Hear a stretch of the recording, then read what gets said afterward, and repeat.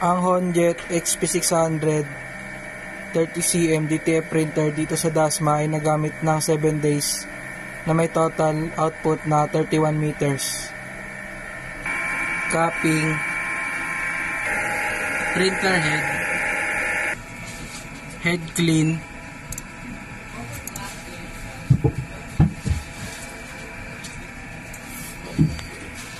head clean,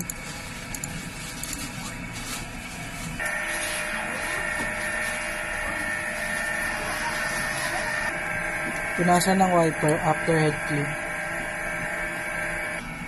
nozzle check,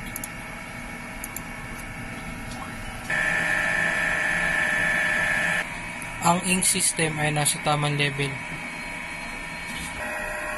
waste stock na napalitan kahapon, ABR, dito nakalagay ang aming used ink at unused ink. This week ay nakapag-consume ako ng isang DTF ink yellow at ito naman po ang printer daily checklist.